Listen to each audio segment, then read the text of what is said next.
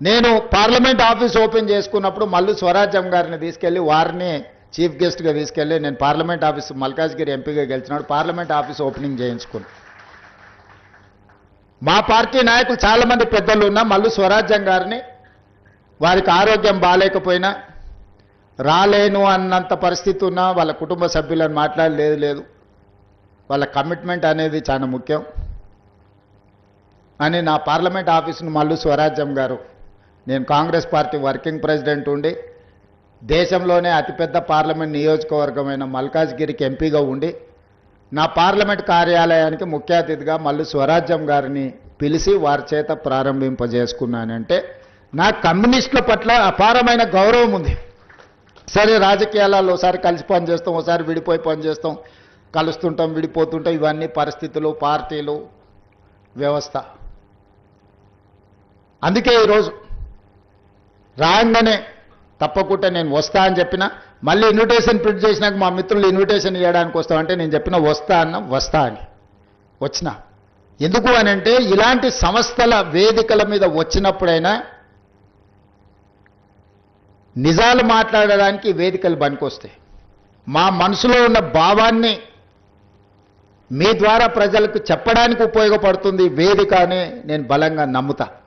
అందుకే ఈరోజు ఈ వేదిక మీద నుంచి పత్రిక నడవడానికి మీకు అదనంగా సాయం చేయకపోయినా మిగతా పత్రికల కంటే ఈ సమెత్తు కూడా తక్కువ చేయనని చెప్పి ఈ వేదిక మీద నుంచి మీకు మాటిస్తున్నా.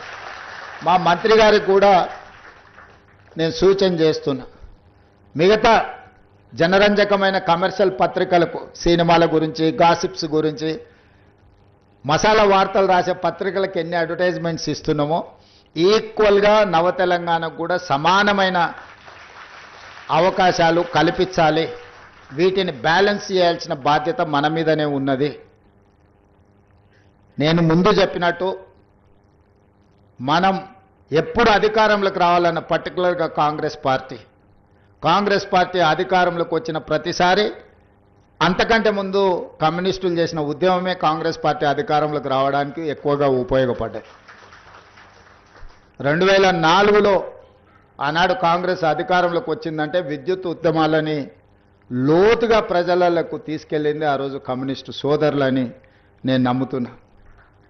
2023లో మేము అధికారం వచ్చినప్పుడు కూడా ప్రత్యక్షంగానో పరోక్షంగానో మీరు చేసిన వీరభద్రం గారు చేసిన పాదయాత్రలు కావచ్చు, రకరకాల పోరాటాలు, ఇవన్నీ కూడా ప్రజల ప్రభుత్వాల పట్ల కొంతమంది నాయకులు ఉద్యమకారుల ముసుగు తొడుక్కొని ప్రజలకు చేస్తున్న అన్యాయాన్ని మీరు తొలగించడం, చివరికి ఏ పార్టీ అధికారంలోకి వస్తుందో ఆ పార్టీకి ఓటేయాలన్న ఆలోచన ఉంటుంది.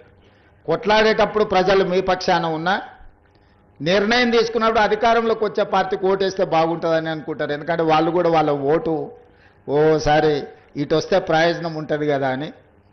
అందుకే ఈరోజు రావడానికి ఉపయోగపడ్డారు, దీన్ని కొనసాగించడానికి కూడా మీ సహకారం ఉండాలి. మళ్ళోసారి వస్తే ఇంకా పేదలకు మంచి చేయడానికి అవకాశం ఉంటుంది. సమస్యల ప్రాతిపదికన ప్రభుత్వం మంచి చేస్తే మంచానండి. నేను మా పార్టీ మీటింగ్లో చెప్పిన చెడును చెవులో చెప్పాలి, మంచిని మైకులో చెప్పాలి అని. మీరు చెడును చెవులో చెప్పకపోయినా నవ తెలంగాణలో రాసినా కూడా మాకు చేరుతుంది. మీరు రాసింది తప్పకుండా ప్రభుత్వం పరిగణలోకి తీసుకుంటుంది. నిజంగా ప్రజలకు ఉపయోగపడే ఉంటే అట్లాంటి విషయాలు ఏమన్నా ఉన్నా మేము తప్పకుండా ఈ ప్రభుత్వం వాటిని పరిగణలోకి తీసుకుంటుంది. భవిష్యత్తులో కూడా కాంగ్రెస్ కమ్యూనిస్టు సహకారము అన్ని రకాలుగా ఉండాలి. మనం కలిసి పనిచేస్తే ప్రజలకు ప్రయోజనం ఉంటుంది. దున్నేవాడికి భూమి అనే కమ్యూనిస్టు నిదానాన్ని కాంగ్రెస్ పార్టీ అసైన్మెంట్ పట్టాలతోని ప్రజలకు చేరువైంది.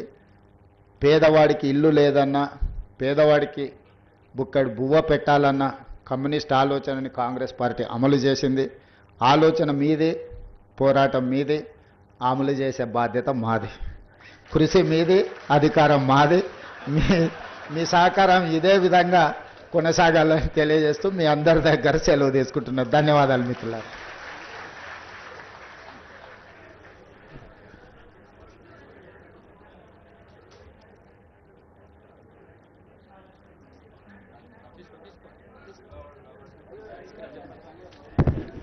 ముఖ్యమంత్రి గారికి ఎంతో విలువైన సందేశం ఇచ్చిన ముఖ్యమంత్రి గారికి ప్రత్యేక ధన్యవాదాలు. ఇప్పుడు హైదరాబాద్ కేంద్రంగా ఒక స్పెషల్ తీసుకొచ్చాం. ఆ స్పెషల్